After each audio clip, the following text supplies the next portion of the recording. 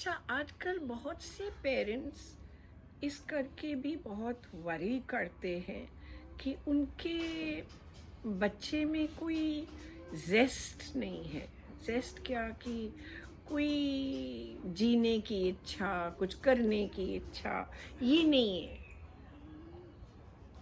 And कई बार कहते हैं कि पहले तो बहुत अच्छा था, बहुत एनर्जेटिक था, अब क्या हो गया।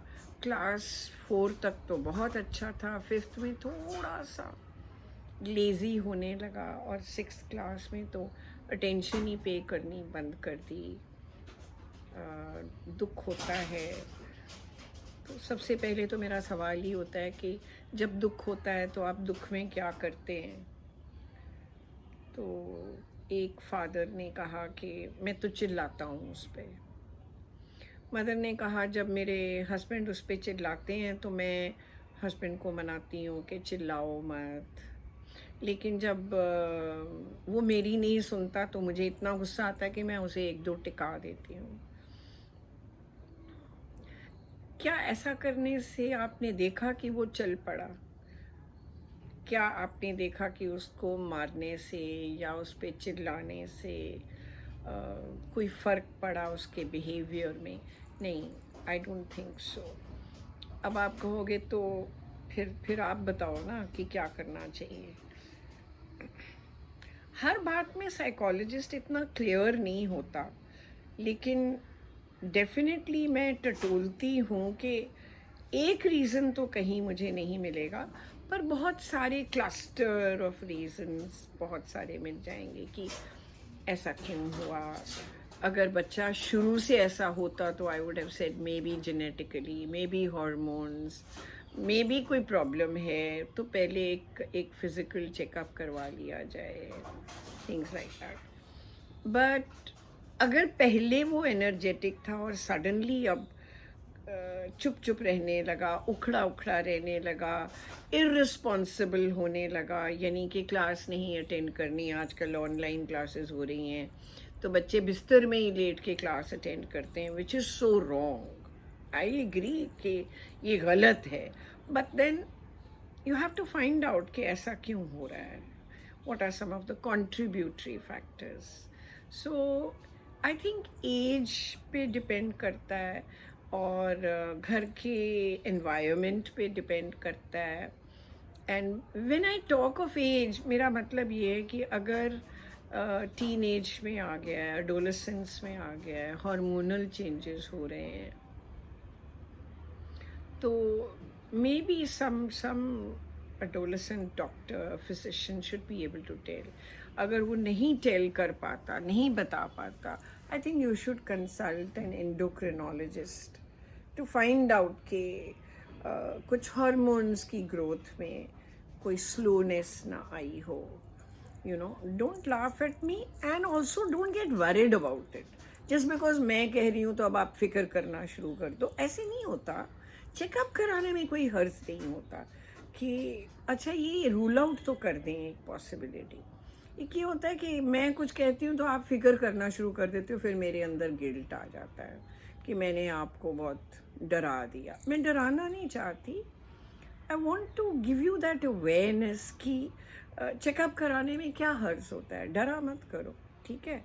सो एंडोक्रिनोलॉजिस्ट अगर चेकअप करता है, सपोजिंग द चाइल्ड इज से 13+, 14+, 15+, मैं एक आपको एग्जाम्पल ज़रूर दूंगी कि एक बच्चा who barely passed his 12th। Why बेयरली?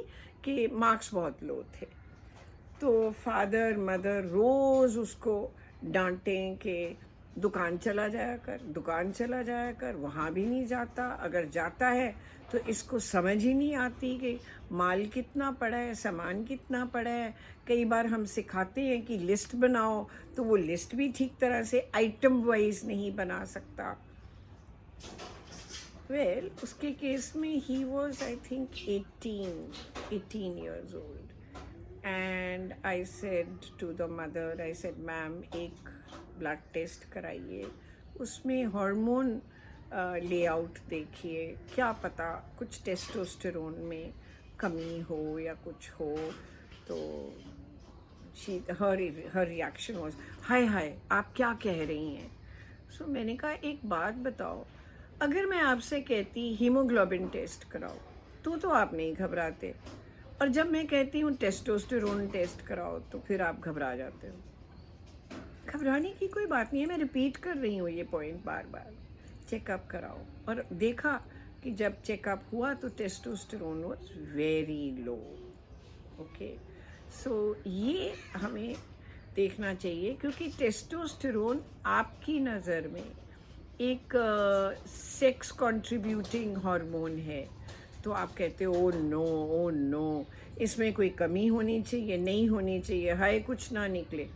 लेकिन मैं कहती हूँ कि टेस्टोस्टेरोन से ड्राइव लेवल, मोटिवेशनल लेवल ये भी लो होने लगता है, दिल ही नहीं करता कुछ करने के लिए। और अगर by chance border line intelligence functioning है, आईक्यू टेस्ट कराना है नेक्स्ट, ओके, आफ्टर टेस्टोस्टेरोन, तो आप देखोगे कि दोनों चीज़ें इकट्ठी आ गई। May be there is a lower functioning of general intellectual ability. मैंने मेंटल रिटार्डेशन नहीं बोला, प्लीज़ डोंट जंप। हाँ, एंड साथ में अगर बाय चांस टेस्टोस्टेरोन लेवल्स भी लो हैं तो activity level, charging level, zest, enthusiasm वो थोड़ा कम हो जाता है, and we can work on it. सबसे मेरा बड़ा मकसद आज ये YouTube बनाने का था, ये वाला एपिसोड, कि आपका ध्यान दोनों जगह जाना चाहिए कि हार्मोन फंक्शनिंग क्या है एंड इंटेलेक्चुअल फंक्शनिंग लेवल्स क्या हैं। That is if your child is 16+। अगर उससे कम का बच्चा है तो आप घर के एनवायरनमेंट को भी देखो कि क्या हो रहा है। अगर हस्बैंड एंड वाइफ लड़ रहे हैं आपस में और एक बच्चा जो है वो तंग आ गया सुन सुन के, उसको एंग्जाइटी होती है बहुत ज़्यादा, तो वो चिल्लाया है बुरी तरह से, चुप करो, इतनी ज़ोर से चिल्लाया है कि उसकी आवाज़ ही बंद हो गई। सारे टेस्ट कराए, सब गले के test, larynx, pharynx, everything was normal, vocal cords. And what was it? It was in psychology what we call aphonia. वो बोल ही नहीं पाया, he would speak in whispers. आप क्या कर रहे हो? आप कहाँ जा रहे हो? मुझे खाना दे दो। These are some of the mannerisms in which he would talk. So I think कि इस बात पे बहुत गौर करना चाहिए, घर का एनवायरनमेंट कैसा है। अगर लड़ाई झगड़ा रहता है, हस्बैंड पी के आता है या वाइफ पी के आती है, या वाइफ किसी के साथ और कहीं लगी हुई है, या हस्बैंड किसी के साथ और लगा हुआ है, या ब्रदर किसी के साथ लगा है, या सिस्टर किसी के साथ लगी है, इसकी भी जागरूकता अनकॉन्शियस माइंड में होती है। काश मेरा भी कोई दोस्त होता, काश मेरी भी कोई सहेली होती।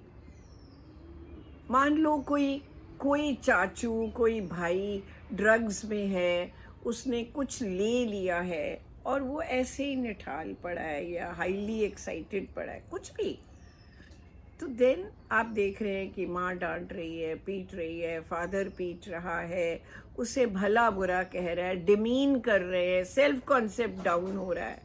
आई think you should think of a psychologist at that time. ये नहीं कि जब वो भी ड्रग्स पे पहुंच गया तो तब, या वो डिप्रेशन में पहुंच गया तो तब, नहीं। आई थिंक कि पेरेंटिंग के ऊपर आपको ज़रूर किसी साइकोलॉजिस्ट को कंसल्ट कर लेना चाहिए और देखना चाहिए कि हम कहाँ अपने में कमी देखें, बच्चे में कमी देखें, एनवायरनमेंट में कमी देखें, जेनेटिक हिस्ट्री में कमी देखें। बहुत से व्यू पॉइंट्स हैं, एंड तब डिसाइड करें सबसे पहले कहाँ जाएं। Maybe a psychologist, maybe your paediatrician, and maybe an endocrinologist जो हार्मोन्स चेक करे। डिपेंड्स कि आपके बच्चे की एज क्या है, ठीक है। सो इस बात पे मैं यहाँ बंद करूँगी कि फिर से रिपीट कर रही हूँ, डरना नहीं, सचेत रहा करो, एंग्जाइटी नहीं शो करो, रिलैक्स करो। हर एक में कोई ना कोई कमी होती है, कोई परफेक्ट नहीं है। अपना बचपन याद करो, पूछो क्या करते थे आप, इससे भी ज़्यादा गड़बड़ करते थे, पर आप भूल जाते हो, कहते नहीं हम तो ऐसे नहीं थे। अच्छा, आप ऐसे नहीं थे, ज़रा याद करो और उसके बाद मेरी बात को समझो और एक्शन लो। फिक्र करने से कुछ नहीं होने वाला, एक्शन लोगे तो बच्चा ठीक हो जाएगा। बाय।